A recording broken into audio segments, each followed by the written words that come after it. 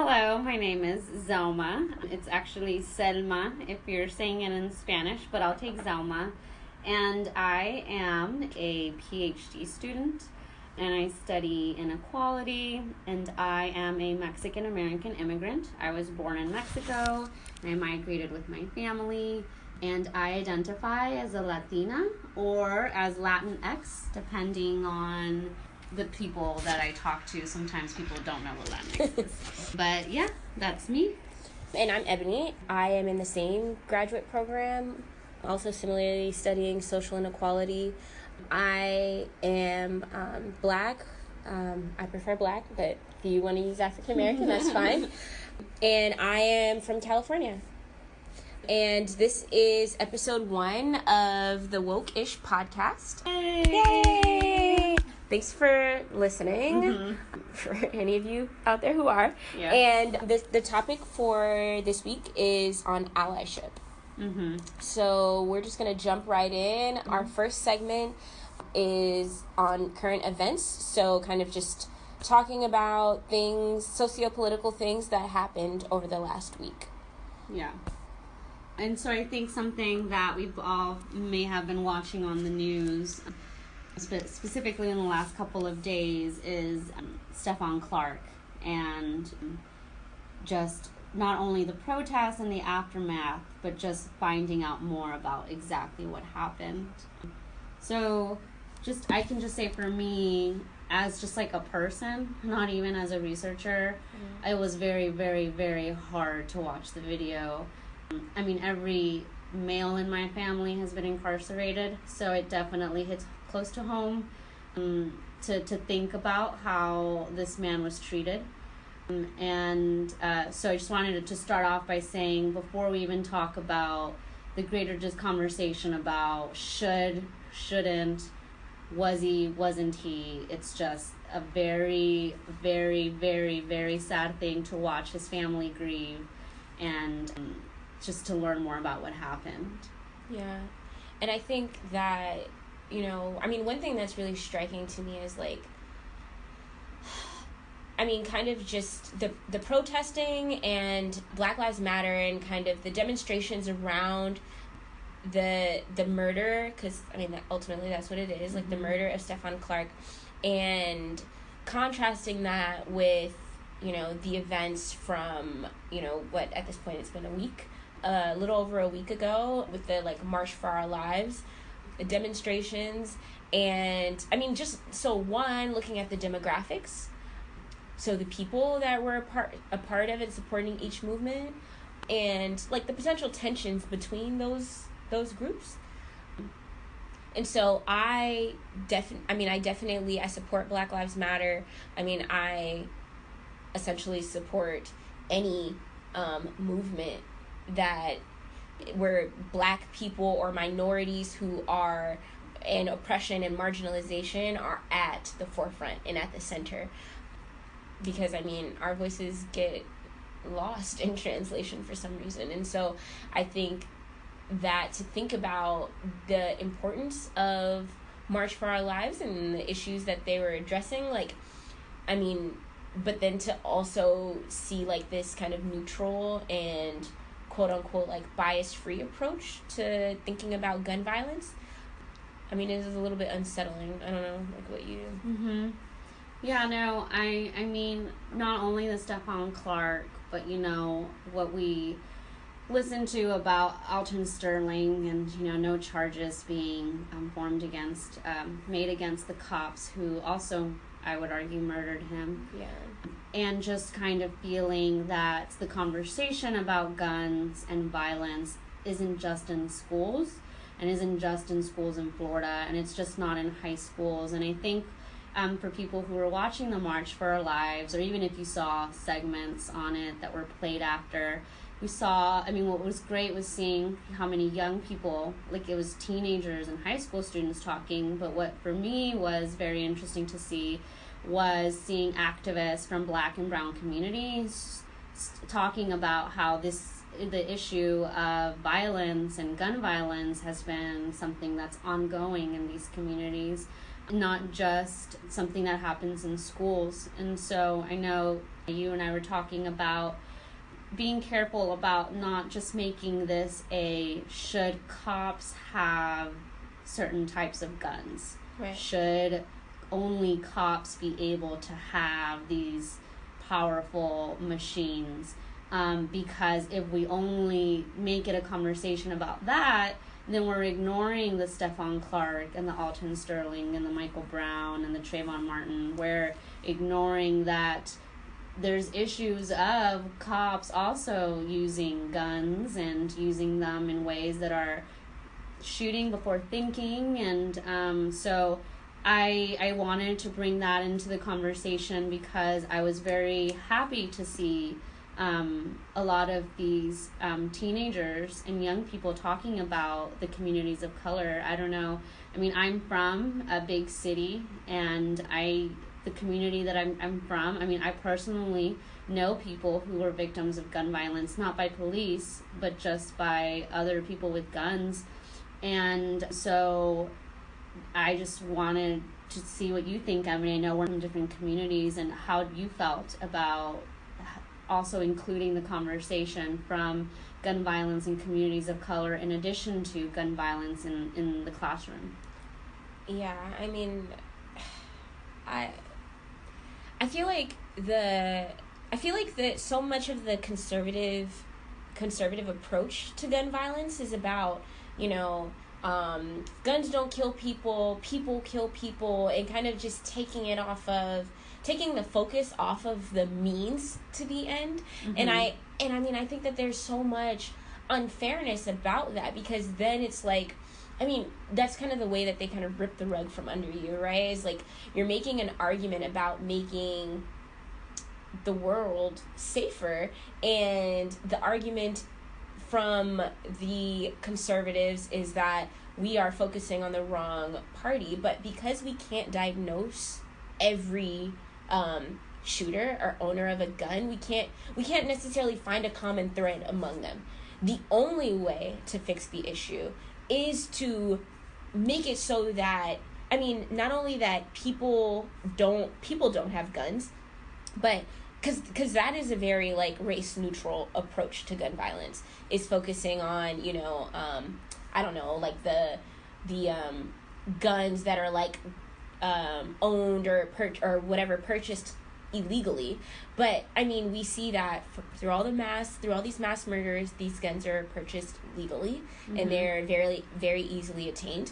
And then when it comes to cops, like, they're assigned guns. Mm-hmm. And I mean, the police force is so militarized at this point that it's like, if you are making the claim that only, which I mean, I've heard from a lot of representatives of March for Our Lives, and I mean, people that are kind of sort of anti-gun, but still conservative politically, that, like, it should be the police. It should be the responsible people. The people that are, the people that are supposed to be protecting us, the people that are supposed to be enforcing the law, they're the ones that should have the semi-automatic weapons and that shoot, like, 90 bullets a minute or whatever. And it's like, no, to certain populations, they are the scariest of people. Yeah. So no, I mean, I really don't think that any human, and all of us have the capacity to be subjective, biased, to lie, to do things in our own best interest, regardless of whether we wear a badge or not.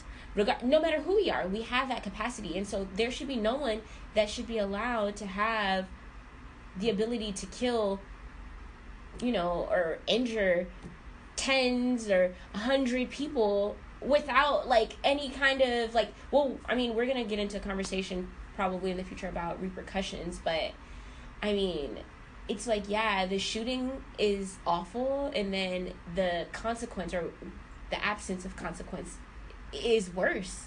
It's like killing me twice. Yeah. Killing me twice.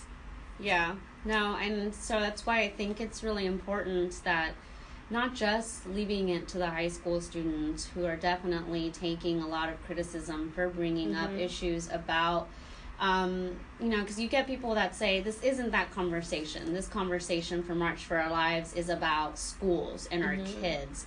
But there are kids and there are schools in communities of color where the students, young adults, the men, the women it's like dangerous, but not just for them to go to school, but it's dangerous for them to walk to school, to walk from school, to just walk around. And I mean, if we're even bringing in immigration, talking about the fear of if we're allowing law enforcement and by extension Border Patrol, which I'm sure is something that this administration would be very in support of, is to arm Border Patrol agents. What does it mean for the people who are crossing? And, many people can make the argument that people crossing are breaking the law, that they shouldn't do this, but that's the same conversations we have with Stephon Clark and Alton Sterling and Michael Brown and Trayvon Martin. And it's like, even if I take you saying that they were committing a crime, does that mean they die?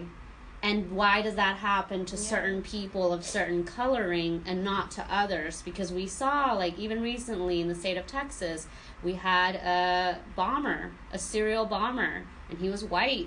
And, he ultimately ended up taking his own life, but they went to great lengths to keep him alive. And there's other, the Dylan Smith, who went in and shot up people at church.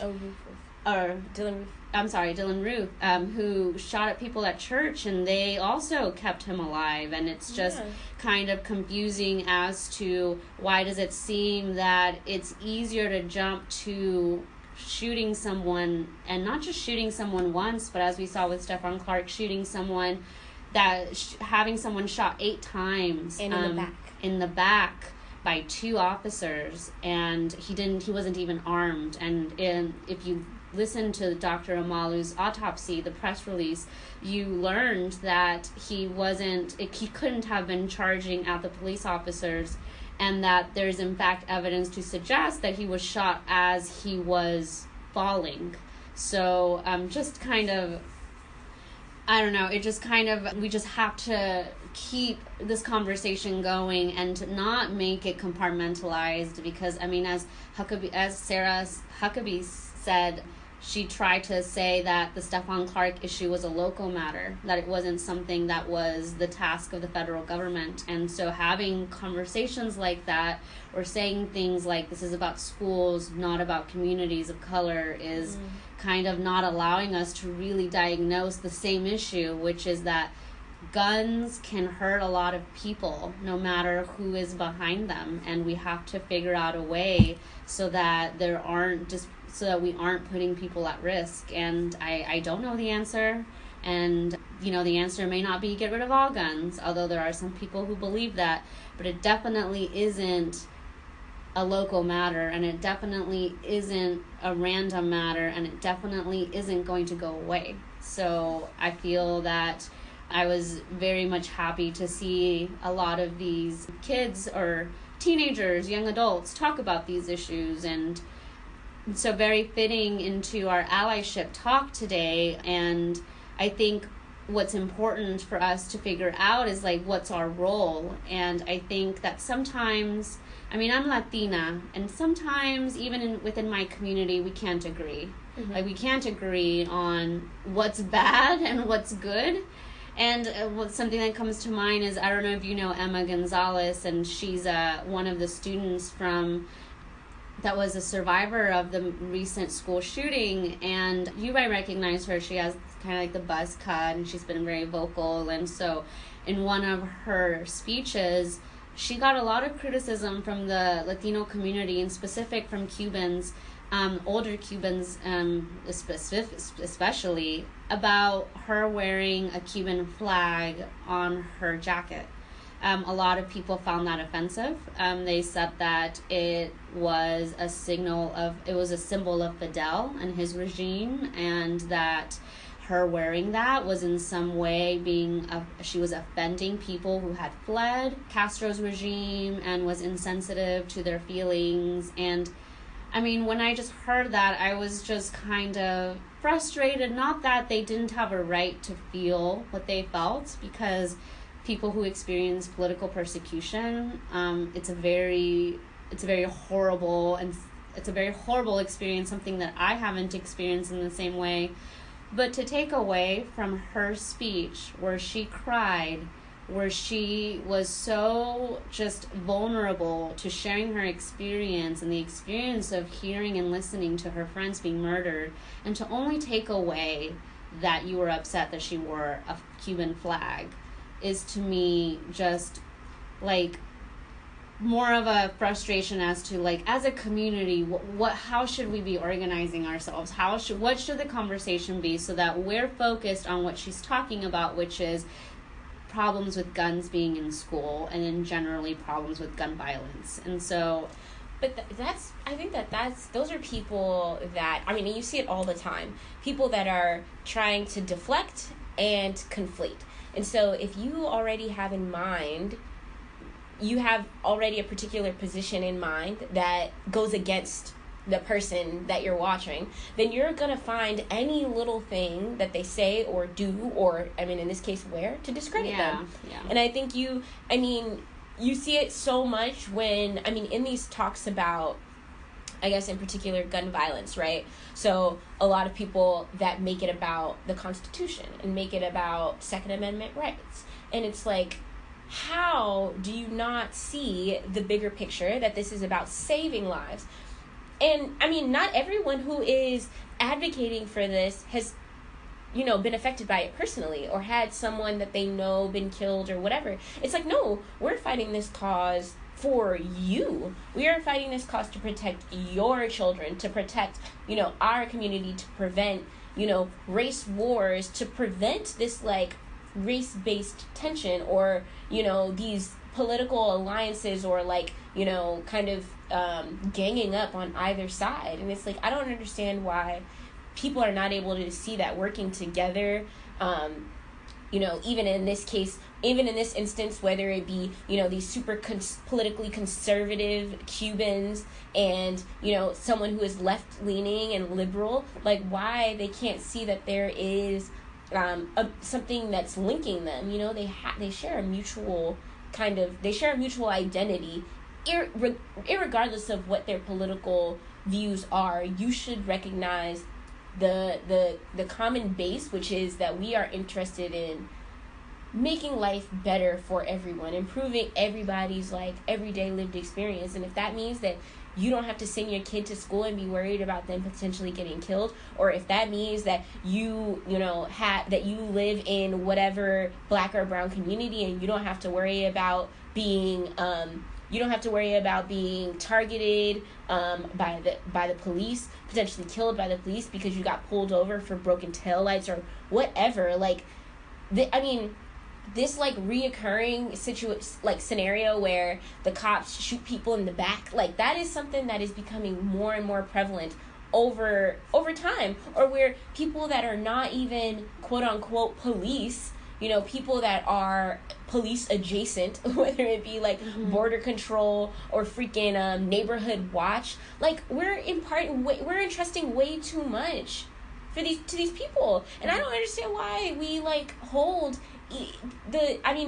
I get the argument that police are putting their lives on the line, but at what point do we draw a line and say that they are taking more lives? I mean, I don't advocate police violence at all. What I think is that no one should be killed. If you are not directly in harm's way, meaning, like, no one is very clearly holding a gun at you, shooting, and there are bullets in that gun, because, like, with this whole, like, Tamir Rice stuff, like, they claim that they see gun and then they shoot, but it's like, there has to be a point at which we have time to stop and think. And, that people are saying, I've heard so much that, we need to protect police and their lives because they're there to protect us, but then also that the police don't have time to stop and think because their lives are always in danger and all of that stuff. But it's like, if you are that fearful a person and you are that jumpy a person, maybe you shouldn't be a cop. Yeah. Like, I don't know. I just think that there are certain people cut out for certain jobs and everybody's not cut out to do everything. Yeah, no, and I think also looking at why is it certain types of people who look a certain types of way that are the ones that are seemed most threatening, as opposed to other people who look different, who are of a different shade, that are deemed not threatening. I mean, sometimes you even have people, and I think even recently the Austin serial bomber was described as just like nerdy and a loner. Like, check your bias. Instead of how they talk about other people, like a criminal, a vandal. And it's, to me, it's like a serial bomber. I don't want to hear about him being quiet, nerdy, and so unexpected, because I think they said he was raised in a good Christian home. Yeah, so. And it's just, I mean, even the way that we speak about people is very telling to people from communities that are experiencing heightened fear, because I know, I mean, even speaking with my white friends or people who are white, that they're not as scared about getting pulled over as my brothers are, or or even I am. And so I just think that we're going to keep following the Stephon Clark story. Their Black Lives Matter saying that they're going to keep the protest, and then hopefully March for Our Lives won't just be a one-time thing, and we'll see some deeper conversations about this. But I think definitely what we wanted to do here is provide a space where we're merging those two conversations, the conversations about Stephon Clark with the conversations about March for Our Lives, because to us, they're very connected.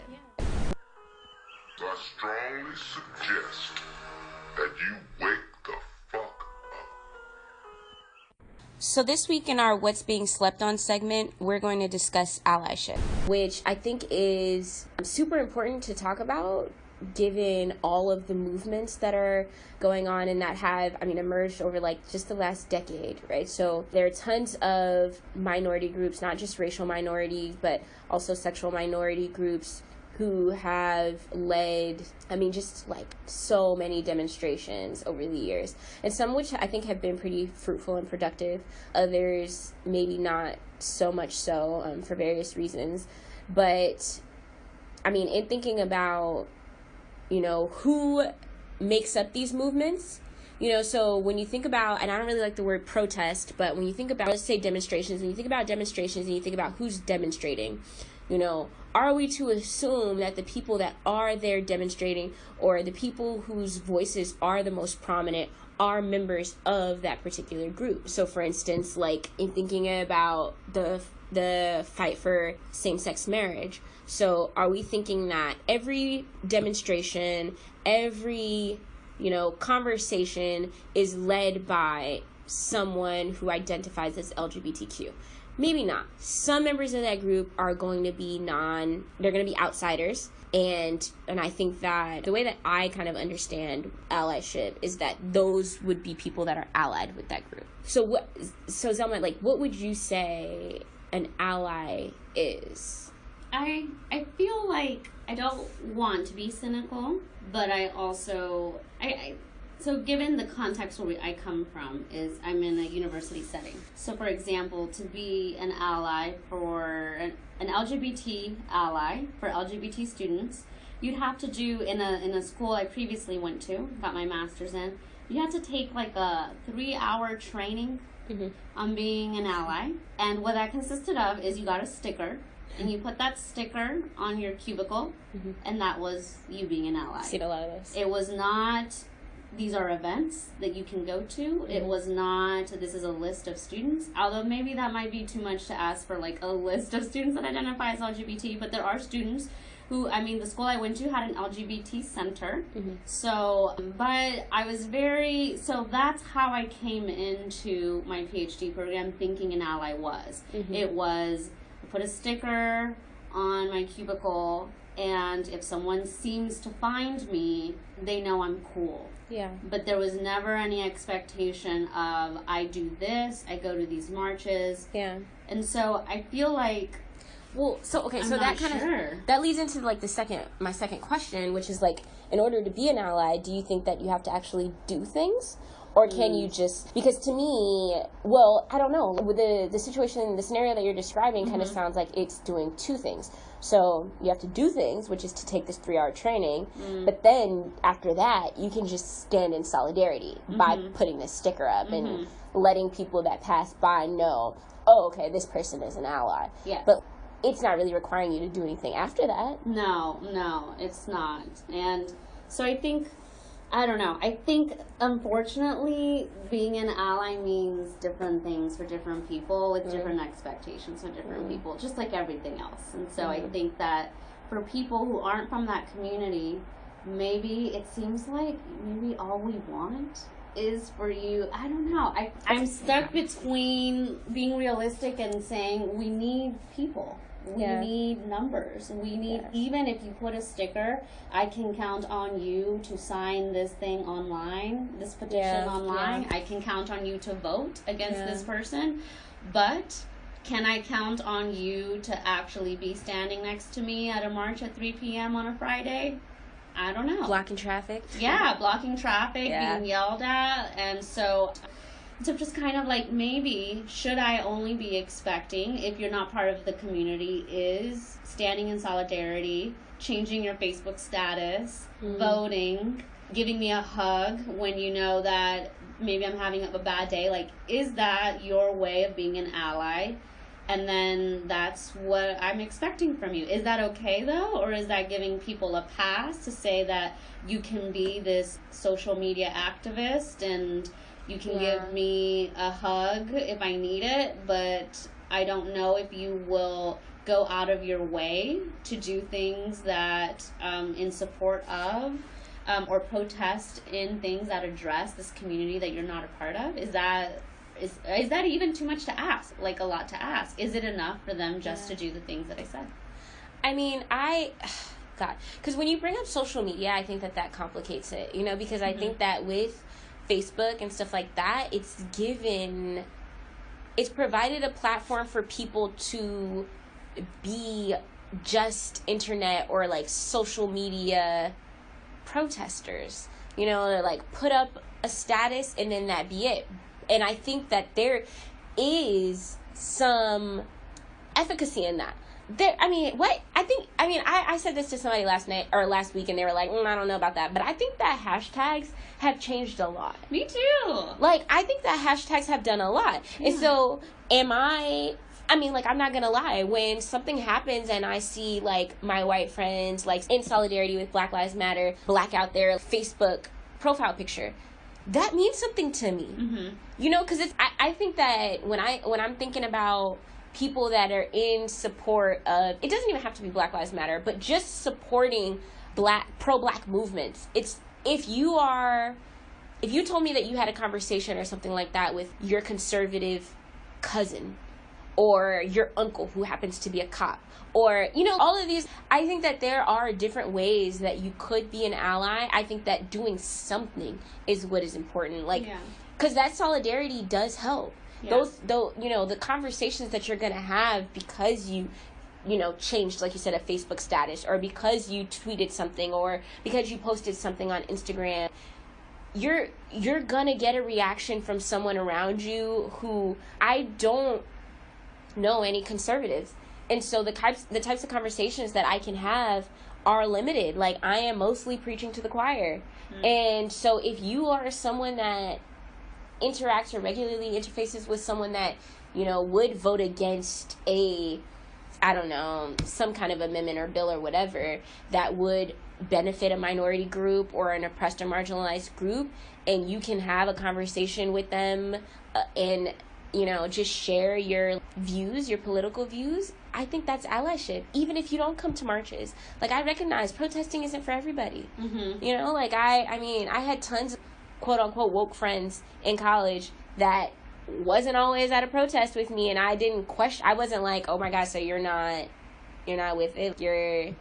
And there were a lot of people who did do that, who were, oh, so you care more about your grades than you do your rights. And it's just, you know, like, we don't really have to create this binary where it's like one or the other. We can do both. We can be different variations of things. We don't have to do everything in the exact same way. So I don't even know if there's a one size fits all, but you have to do something, and you know when you aren't doing anything. Yeah. No, I think that's a fair point to make, and I think that you're right in terms of, you know, I actually do know various conservatives, largely due to the fact that I went to a very private religious school, and so I knew a lot of, I mean, even I, in a previous life, was a Republican, and so I understand some of the things the issues that people rally against, and I mean, there have been times where I shared an article about immigration which is a very sensitive topic. And, like, even people who just, you know, say something positive to me that I know don't share the same political, even if it's not addressing and saying, like, I totally disagree, but just saying, you know, usually I have a caption that says, this impacts a lot of people that I know. It's a very difficult time, and they'll say something supportive. Mm-hmm. And so, like, supporting me, aside from what I'm saying, has actually, you know, what you were saying, like, come a long way for me to know that sometimes, even today, it's like, you post something, you might get for me, I might get some nasty feedback to be like, I did not know that was in your head. I did not know that you thought that. And so to get some positive feedback, because they see me as a person, and to know that I can connect with this person, even though they probably voted for the same person that I'm protesting against, is something. Yeah. And it's more than, I mean, they could have just not reached out at all, and just could have. So I think, I mean, you have a point. I think that maybe allyship can come in different forms, and you're right, protest isn't for everyone, and I'm not expecting everyone to boycott and everyone to, you know, be anti what I am, pro what I am, but I think that, I don't know, I just think that there needs to be different levels and different people doing different things. And so who are we going to demand from or expect more from? So, for example, because I'm an immigrant and I'm 4 million documented, does that mean that I should be more, now as a citizen, I should be more inclined to support my immigrant community? Because that's a community that I had been a member of, and I'm currently a member of, and am impacted. Does that mean that I'm the one that has to be an ally for that community more so, and give more so than someone who's not? Yeah. See, so I think that you know, I think that question really resonates because and this is something that I brought up to other people and kind of been like, I didn't think about it like that, right? But kind of the burden of not just allyship, but support in general. Mm-hmm. So it's are there groups of people who are burdened with being the support group for another marginalized group? And I think that that in that instance, are you the only one, or people that were previously undocumented who are now citizens, are they the only ones that are they expected to take up the reins and fight for, you know, the rights of undocumented people? And I think that there is a level of responsibility there, but I do think that other people should share that responsibility with you. Like, it's not just like, oh, well, you can relate, you know, you understand, you know, you, I don't know, you empathize, you were once there, blah, blah, blah, so you should initiate the fight. And it's like, no, there are other people. We need numbers, we need faces, we need diverse faces. And maybe it might suck that this is the case, but the reality is that when there are majority, like, white faces, when there are white faces in the crowd fighting alongside minorities, things get done. It's just received in an entirely different way. Like, there are just so many, and the implications of that are horrific, but it's like, what is the outcome that we want? Do we want to have change made, or do we want to say, you know what, we're going to fight this fight alone, we're going to reject, you know, people that don't look like us, and we're just going to fight until the day we die? It's like, no, at some point we need things to change, and a lot of times that means incorporating people that don't necessarily look like us, that don't identify the same way as we do, into our movements. Yeah, and I think, our experience as people who study inequality and who study, well, for me specifically, I study, how just health across different communities, and one of them is LGBT, and just seeing like it took the mobilization of not only sexual minorities but heterosexuals to get same-sex marriage. And I only use that as an example because it's the most recent, because we have the civil rights movement and the women's movement, but most recently the getting same-sex marriage.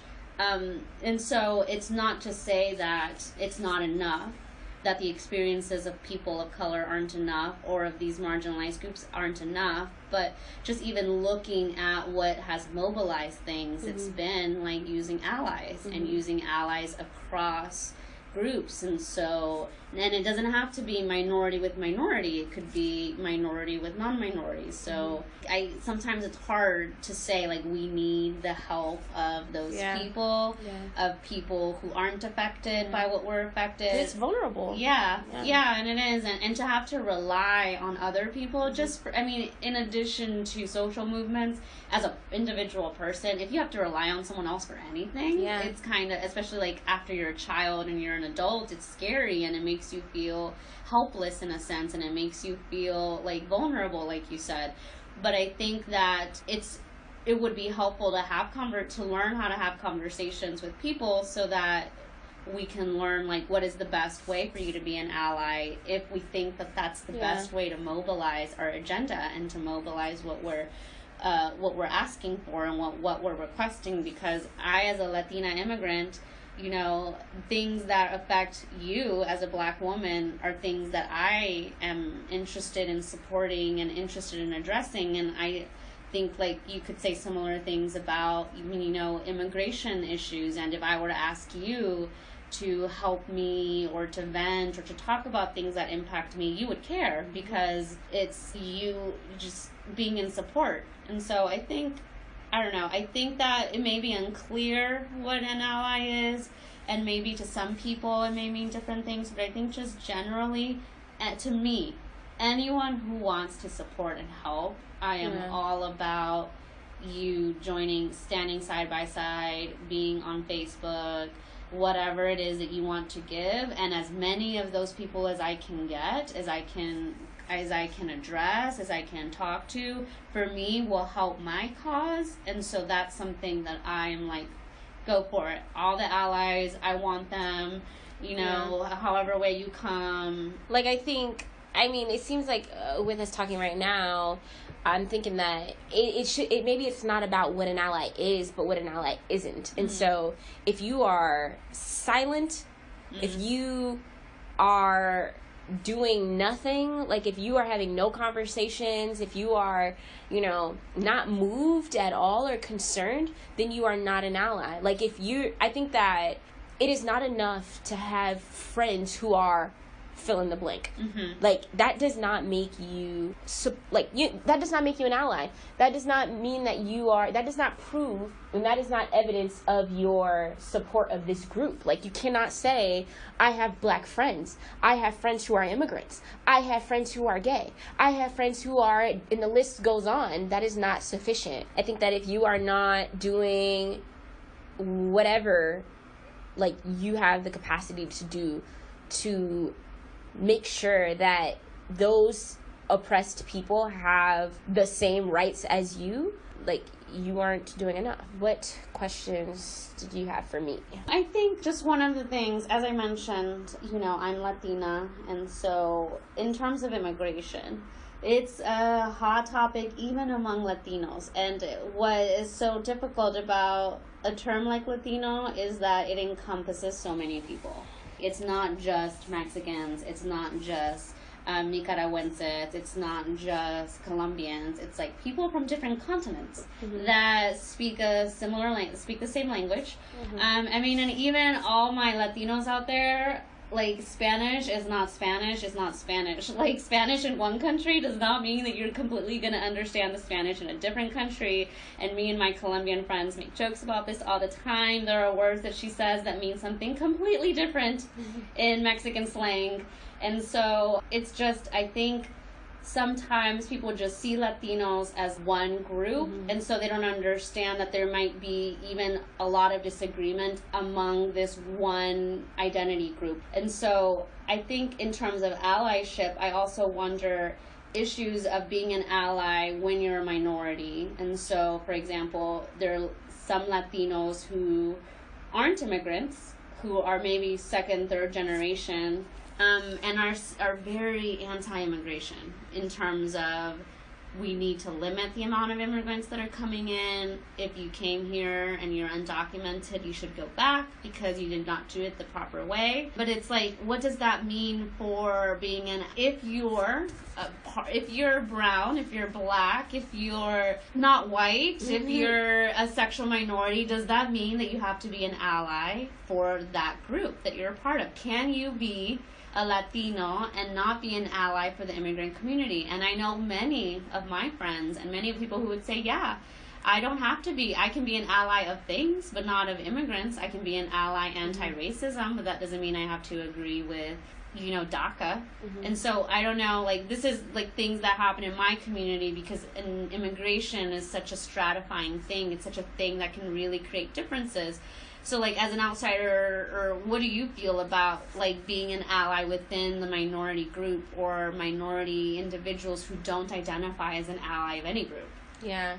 I mean, I think, well, I guess first to speak to the first, like, part, I mean, I'm always so taken aback by people that are racial minorities that do not support that do not support minority movements. And I mean, I say that kind of like tongue in cheek because I'm like, well, at the same time, you don't want to create like this, expectation that minorities are just going to support minorities no matter what.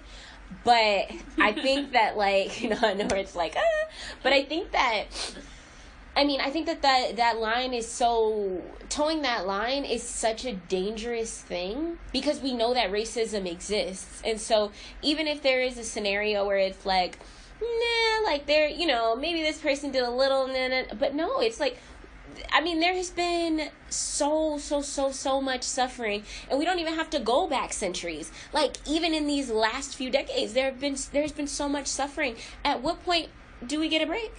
At what point does anybody get a break? And, like, I think, people that clutch the Constitution like it's the Bible, I'm always baffled by those people. And so what I have heard, and, maybe you know something different, I have heard people say, like, well, it's not the law.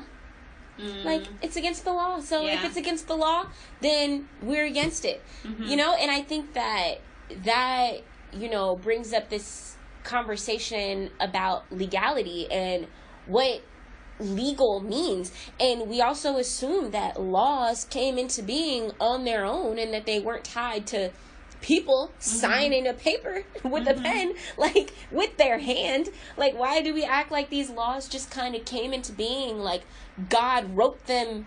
I don't understand. Like, we give some people way too much credit. We entrust way too much into politicians, into cops, into just, no, we don't. Laws are not always moral. They're not always morally right. The country started with people who broke the law. Yes, who broke the law and then wrote the law. And then came to a different country because they were like, we're being persecuted, so we want to not. Yeah, and it's like, if we were to... I know that's... I don't. I've tried so hard because that's like a big thing for me, is trying to understand how people feel. Trying to understand how people feel and then making a judgment call based on that. Like, not just saying, oh, these people are evil because they think this way. It's like, no, okay. How could this be right from their perspective? And I still am not able to get with the people that are like, but it's the Constitution. Yeah. But it's the Constitution. And it's like, if we were still following the Constitution, I would not be a person right now. Like, I would not be a person sitting here according to the way that the law was written. And that was amended. If we were abiding by the original Constitution, I would still be a slave. But those things were amended. So why do we act like things can't be amended? So when we're talking about the law and when we're saying, well, well, you didn't do it the proper way. You didn't get here the proper way. It's like, think about, like, don't just think about what is legal as if it's black and white. Think about morality. Think about ethics. Mm-hmm. Like, be a human being. Mm-hmm. Yeah, I think for me it's more frustrating because, the current administration at the White House, there is so much insinuation and what I would argue evidence that there's some law breaking, that there's definitely some rule breaking. Mm-hmm. Definitely some vow breaking, but how are you telling me, how is this person who is kind of questionably unethical, mm-hmm. I would argue unethical because of breaking rules, mm-hmm. and I'm sure we'll see breaking laws, how can that person make an argument that you have to follow these laws, that you have to follow, that a person who comes here and it's undocumented, it's like, it's just kind of troubling that we don't see the irony in not applying the same rubric that we are to these undocumented immigrants to the person that is in the Oval Office. And if we did both, if you're going to tell me we're going to do this law, then let's do it law, and let's apply this black to the and white. to the very top, and let's rule. Ben Carson freaking buying furniture for $31,000. All the people who have been, Jared Kushner, where he wasn't very accurate. We're calling it not very accurate when I would call it lying on his application for security clearance, and just all these troubling things we're learning about possible corruption and not following rules and sexual harassment and all this stuff that's happening at the top, but yet you want to turn around and tell me that my family is not following the rules, so they don't deserve to be here. Yeah. And it just makes that conversation much more difficult to swallow when that's happening right in front of us, and we have to pretend like it's not. Yeah, no, it's nothing but hypocrisy, and it's like, I don't know, it's difficult because you can't really speak to intention without being in that person's head, right? But we could kind of deduce intention. Like, we can say, like, based on all the things that you have done in the past year and a half or whatever amount of time has passed, like, you're probably not a law-abiding citizen. And so to kind of pass judgment on what is legal, what is right, what laws should be abided by and what shouldn't, based on, if we're following your practice, like, I just think it's BS. I call BS, because it's like, we act like all these laws are not, or I guess there are certain people who look certain ways that are exempt from the laws, which, is obvious. It's, like, obvious to us sitting here, and it's probably obvious to a lot of people out there, but there are certain people that don't think, or that don't think that, they think that everyone is treated equally mm-hmm. across the board, and it's like, no, mm-hmm. that's not the case. But I think that if pushed a little bit further, they might say, well, yeah, this person or that person, they're not, they're not a citizen, so they should be punished more severely than someone who just so happened to be born here. You had no control over that. Mm-hmm. You had no control over that. That was happenstance. I guess a lot of people would say that was God, but what? God is, I really don't think, like, God is sitting up there and is like, okay, wait, you know what? Let me put this person in that country just for kicks. Just for kicks. And this person over here. No, you had no control over that. It just so happened that you were born here. And so you think that if you had just so happened to be born somewhere else, then you deserve to be mistreated? And no, it doesn't make any sense. Yeah. It's like, I don't know. These people have no credibility in my eyes. Yeah, and I think ultimately what we're trying to the ultimate conversation for me, and I think maybe for you, is what kind of country do we want to be? Yes. We could do family separation. We could separate immigrant mothers from their children in order to serve as an example for future immigrants not to come to the United States. But is that the country we want to be? And we could do things different ways. We could arm teachers and give them guns and say, let's have a shootout. But is that the country we want to be? And I think it's unfair for a certain group of what I would argue, Trump's base is the minority, and we saw based on polls that more people agree with DACA than not. More, a lot of people don't agree with arming like second grade teachers, but I think ultimately, like, what kind of country do we want to be? We could do this anyway. We could build a wall. We could kick everyone out. We could do North Korea style and just keep it amongst ourselves. But what kind of country do we want to be? We're only listening to a certain type of person, and maybe we need to listen to different voices. We're listening to the people with money. Yeah. The people with money are... and we know all about, like, intersectionality and stuff like that, and the reasons why people who don't have money don't, and the reasons why people that do have money do. And, we don't need to explain it all on this episode, but I guess to give some context, it's, wealth is transmitted intergenerationally, and so... Everybody, I've heard all my life, why are you guys still talking about slavery? And so even though it was like hundreds of years ago, the consequences of it, the repercussions of it, they travel generationally. Like, what does your great-great-grandmother have to pass down to your great-grandmother, and then your grandmother, and then your mother, and then you? It's like all of those things are connected. And so if we think about who... because they have the money, how they got the money, and why they are then able to run the country, you see that the same people that are running the country today are related to the people that were running the country decades ago, hundreds of years ago. Like, these things are interconnected, and the people that don't have things have, over time, been kept from having them. That's a super watered down kind of explanation, but I think that the people that are determining what kind of country we want to have are the people that have been determining it forever, and that's why you don't see things, you don't see very many things changing.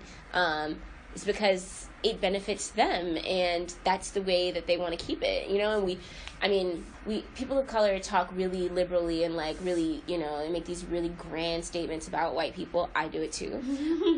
But I think that we should try, and it's going to take time, but try to hone it and try to be more specific. I think that if you are white and you are voting conservatively, whether it's because you have conservative political views or it's because, I'm fiscally conservative, whatever. If you are casting that conservative vote, then you are negatively impacting communities of color, minority groups more broadly. Like, you just are. And so even if you are not the 1%, when people, I think, at least I should speak for myself, talk about white people, I'm not talking about all white people are racist or all white people hate black people or people of color. It's like, I'm talking about the kinds of decisions that you make that you think are innocent that ultimately circle back to negatively impact my community and similarly situated communities. So if you are doing that, then you're not an ally. I don't care how many black friends or brown friends or gay friends or whatever you have. Like, if you are voting politically in a way that has negative consequences and repercussions for marginalized communities, that is not allyship. Yeah, no, I think that, Ebony and I both talk about, and we will moving forward in this podcast, about our experiences. Me as a person who was undocumented, then gained residential status, then became a citizen, and now I'm a naturalized citizen, and now I'm in a graduate program. I feel like what I speak of is really rooted in those experiences, and I know what you speak of, Ebony, is rooted in yours. And so one thing that we're going to also include in our podcast is the experiences and voices of people from different backgrounds and that have shape their experiences in different ways. And for today particularly, we have one of our colleagues is going to talk about her experience being an ally, and she is from a different community than we are with different experiences, but we want to continue this conversation with her and see what she has to say and how that can shape what being an ally means. Who supports politically and socially groups that she is not necessarily a member of. So we'll get started and jump into the first question. So Ellen, what does being an ally mean to you? Well, I think this term is pretty complicated. I think to me it means supporting, as you said, groups that you are not necessarily a part of. I think that I have been a bit confused about like the extent to which I identify with the term. I think that in general I do. I think my concerns kind of lie in that, to me, it seems to imply a degree of like maybe sitting back a little bit and just being like, yeah, I support things that are going on, but doesn't really seem to contain a meaning of like I'm, taking some responsibility and like being a part of those actions. I'm not necessarily like doing things to further causes myself, which I think is an important part of that. So I think like some people, when they talk about being an ally, it's just a general kind of sitting back and supporting, and ideally I think that we should be doing more than that. So I think that could be what we think of with allyship, and I hope more people start to think of it in that way. Yeah. Because we can't really see you, Ellen, or people who listen can't see you, can you describe kind of your demographic background to get a sense of what we mean by the groups that you're not a member of? Yeah, so I am white. I identify as non-Hispanic white. I also identify as straight, and so I think, as we'll probably get into a bit more, I think you can be an ally for numerous different groups, and so I think that I don't personally identify as a member of a group that maybe particularly marginalized, but is definitely something that I hope to support. Okay. And so I just want to ask you a question, and you can answer it like for yourself, not speaking for groups of people, but do you think that you were born an ally, or is it something that you become? So I think that's a really great question. The one thing I think about is that allyship, I think, is a necessary response to a lot of the inequalities and injustices that we see, which I think is not necessarily that. So I think to say like you were born an ally seems to infer like those things, like you're born with them as well. And I think we're of course socialized into a lot of these ways in terms of seeing inequalities between people, having biases, participating in actions that perpetuate a lot of the inequalities that we see today. And so I think just as people learn a lot of those behaviors, we have to learn the accompanying role of being an ally within that. So I think that's what I would go to. I think like just as research has demonstrated that children are starting to see racial differences and starting to have biases from the time they're very young, we need to make sure that children are learning these traits and behaviors of being a good ally at the same time. So I think it's a learned behavior, but one that I think that we should try to focus on our children learning at a relatively early stage of life. Right. So just based on that, I mean, whose job do you think it is to kind of help or train people to become allies? So if you're an adult whose parents didn't impart that on you, like, whose job do you think that it is to kind of usher non-members into allyship? I think ideally everyone. I think you'd like to see everyone, especially people who are not members of marginalized communities, out there doing their part.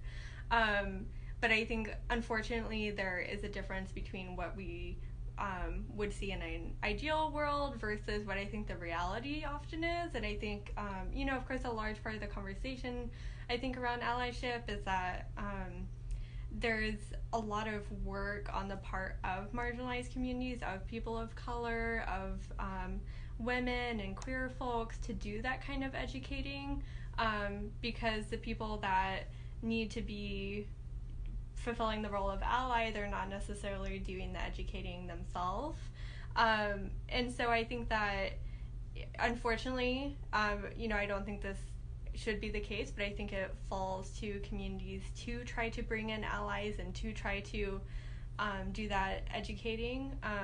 But I hope that more white people, more men, more straight people will do that. And so I think a lot of times that means that it should be parents, it should be white parents who are communicating this to their children. It should be something that is taking place to some extent in schools or in extracurricular programs, so that it becomes more institutionalized if you don't happen to be raised in a family where you have a parent who can provide that to you, that sort of thing. Yeah, that's great. Okay, and going off that first, if you could share about, does your family share the same type of ally goals or opinions? And if they do or they don't, do you share your opinions and perspectives with them? And if so, what do those conversations look like or sound like? Yeah, so it's interesting that you asked that question, and I think going back to a little bit of my own demographic background. So, I identify as white and straight, but I think my ally type role began pretty early in my life because I was raised by two lesbian mothers. And so I think I saw very early on, what kinds of biases people have toward certain family structures, and seeing reactions from strangers as well as friends and family members, that kind of thing. And so I think it's kind of interesting because I saw that from, my moms themselves, like, even though they were in this kind of position, I think they just had to utilize, like, whatever resources were at their disposal, which I think often meant just trying to, like, tune out that sort of treatment to a certain extent. And I think as a kid, I kind of just, like, went along with that. And so what I mean by that is I don't think we talked a whole lot about these kinds of issues. I think as I got older, we did a bit more. But I think something that's really helped as I've gotten older and have been able to turn to other resources like friends and books to, like, develop my capacity to talk about these issues, I've been able to return to it with my family members and actually have conversations about this kind of thing. So I think that's been something that has been really rewarding, is, like, having conversations about something I saw throughout my entire childhood, and I can finally have that kind of conversation, like, with my mom or with my brother. I do also have some pretty conservative family members, I would say. A lot of them live in a small town in Texas, and there just isn't really, like, a very diverse network there. And I think that I have tried to have some conversations with family members. I try to be strategic about it because I think I have been in situations where it ends up not being a pleasant conversation. I think that's okay, but I think it ends up being an unpleasant conversation in a way that isn't even productive. And I have ended up, like, probably making people grab on more firmly to their own beliefs, which is not my goal. So I think I've tried to learn to navigate that a little bit and try to bring it up when it feels like it can be productive. Yeah, I guess so my question is that, and I was kind of talking to you and Zelma about this before, that I kind of think I've created, or maybe I haven't created, maybe just by virtue of, like, who my family and friends are or have become over time. Like, I feel like I live in, like, an echo chamber where I'm always preaching to the choir. And so I don't really know what it's like to have conversations with people whose opinions are very kind of starkly, like, different from mine.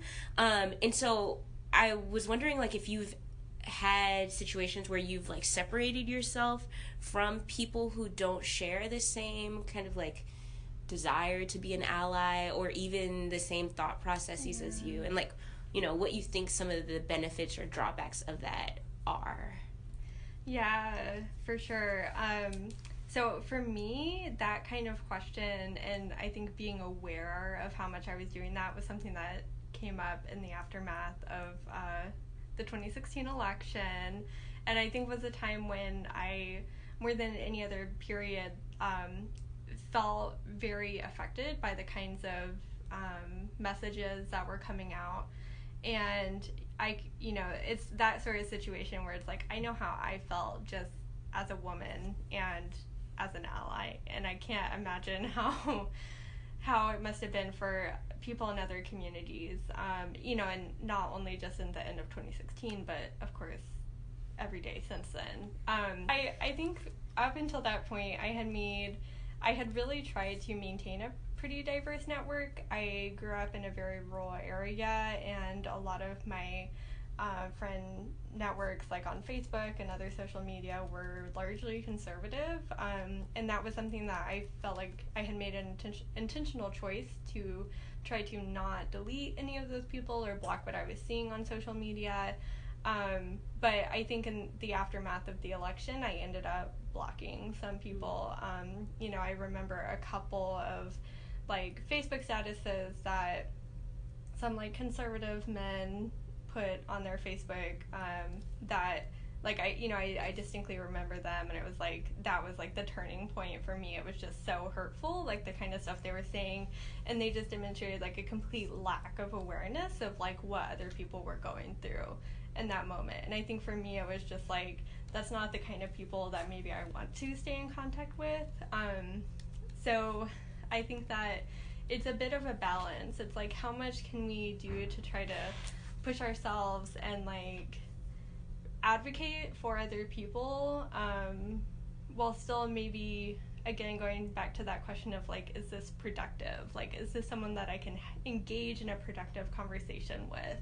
And I think for some people, I've just had to come to the conclusion, like, maybe it's not. Okay, cool. Just kind of following up with your experience, what for you has been the most difficult part of being an ally for a group that you're not a member of? Yeah. And can I piggyback off that? Before you answer that, can you just kind of state for like whoever's listening, what groups you consider yourself allied with? Mm-hmm. Oh, that's an interesting question. I think I would like to think of myself as, across the board, just interested in issues of inequality and stratification, stigmatization. And so I think that to a certain degree, for groups that are experiencing that kind of disinvestment in their communities, I would like to think like I could play a role in addressing that to some small extent, however I can. But I do think that in terms of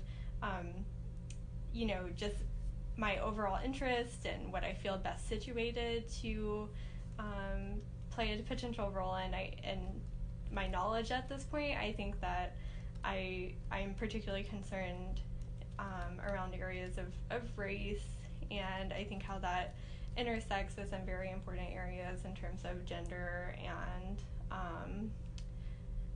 socioeconomic inequality as well. Okay. And so what's been difficult about being an ally for those groups that you're describing? I think kind of what I go to is sometimes it feels a bit like, well, maybe like it's hard to engage in the way that maybe is best, because I simply don't always know what is best. But I think it's a hard question, because I don't want to say like, oh, this has been really hard for me, because it's like, it's not like, Yeah. Well, so relatively, not necessarily relatively speaking, because like this is a safe space, and so I guess maybe just to give you like something to latch onto. So there's this tweet that I would say, and I think we kind of agreed, has gone viral. Like, it's been retweeted 16,000 times. As of right now. Yeah, and it's from this, the handle is @Q Got No Rings. And so it says, unpopular opinion. No man should be able to teach a women's studies course, and no white person should be able to teach an African studies course. I don't even care if they're quote-unquote woke. Your presence in that space denied a person from that community the opportunity to teach. A true ally would feel gross even entering that space in an authority position. So I guess going off that, like, well, one, how do you feel about it? And then also as someone who considers herself an ally, like, have you ever felt excluded from certain conversations when you're, like, there to support and be an ally? Yeah. I think in that particular type of scenario or that particular argument, I think a relatively common response I hear from people is that, well, when we're talking about issues of race or we're talking about issues of gender, we're not just talking about experiences of people of color. We're not just talking about experiences of women. Like, you also have to examine what's happening on the side of men, of white people.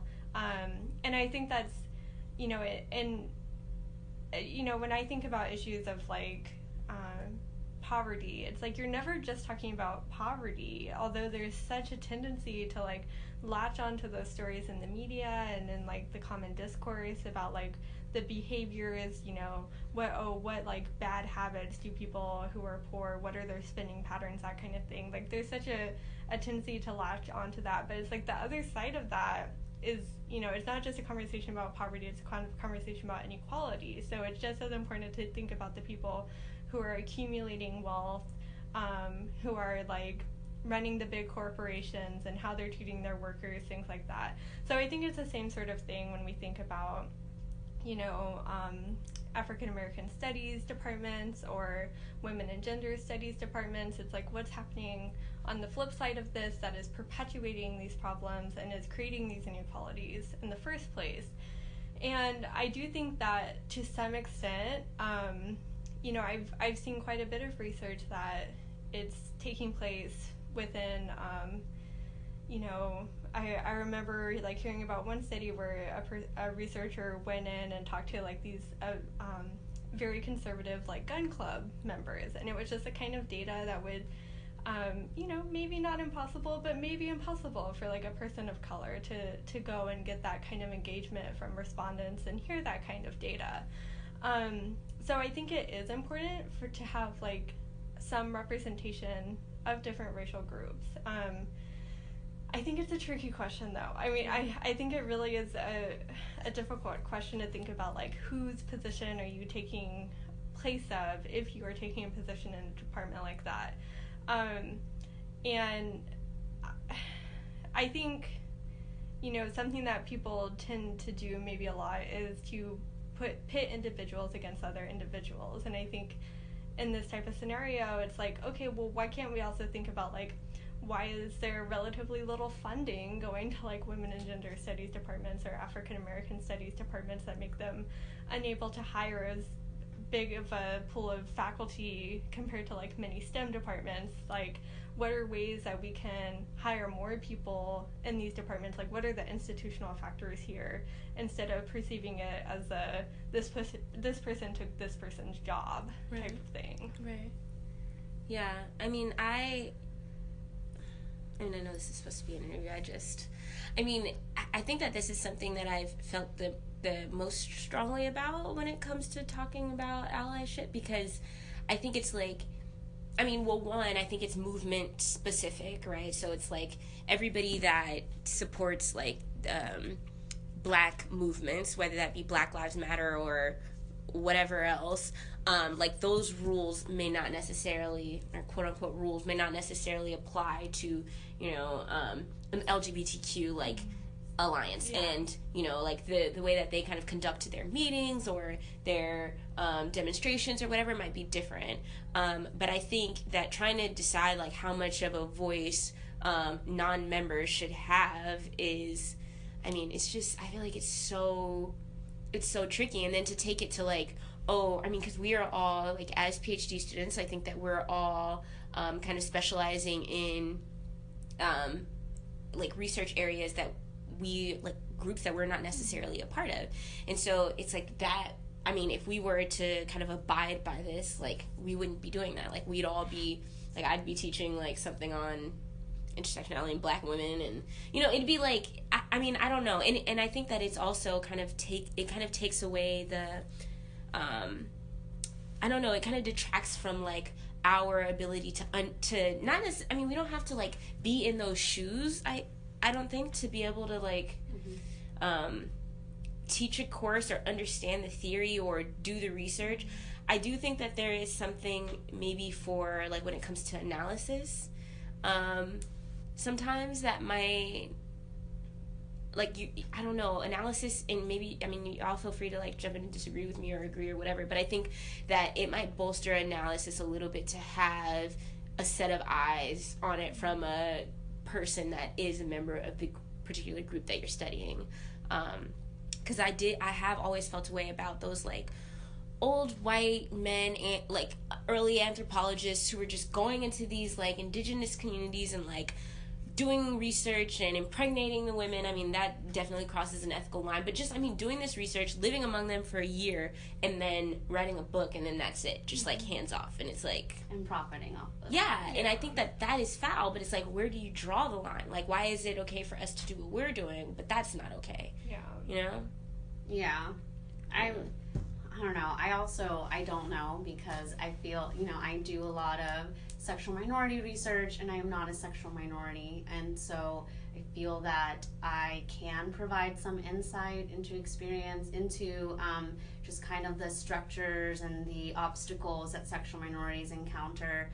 But I myself would not feel comfortable teaching an African American studies class. Even though I'm a Latina, I would feel gross about teaching about a group of people that I myself am not. I don't share those experiences in the same way. And being a student, a first generation student, I looked for the professor to kind of give me more about the class. So if I was taking a race ethnicity class, if it was a professor that wasn't white, it made me feel more just connected, in the sense of I'm gonna get someone that kind of understands a little more of what it's like to not only study this, but to like go home and still be this. Because I feel like sometimes, for example, a white professor talking about race ethnicity may be able to talk about structures and statistics and what the literature says, but they can go home, watch TV, and they're not a person of color. Whereas I have to go to the store and be just kind of be profiled and have people assume that I'm not in a PhD program. There's just experiences that I have that, as a person of color, as a woman, that other people don't have. So I'm kind of like, I don't know. I think that it's great to have conversations like these from people with different, you're a black woman, I'm a Latina woman, Ellen's a white woman, and just to kind of be like, we don't know, like, what are the boundaries? And so I think like this is an important question to pose. Yeah. You guys got anything else? Yeah? All right, well, thank you, Ellen. Yeah, I really appreciate it. Our first interview. Yeah, thank you. That concludes our first episode of Woke.ish. Yay! Thank you so much for sharing this time with us. We hope we have provided some food for thought and inspired more conversation with you and people around you. We'll be adding a shout out and hearing from the community segment, where we will announce in advance what we will be discussing the following episode. If you know anyone that is doing awesome things, or if you have thoughts on our What's Being Slept On topic, please feel free to email us your comments and questions at woke.ishpodcast@gmail.com. That's woke.ishpodcast@gmail.com, and we might read them on the show. Also, follow us on Instagram at Woke.ish Podcast, all one word. Tune in to next week's episode for more conversation. Have a good week, y'all, and until next time.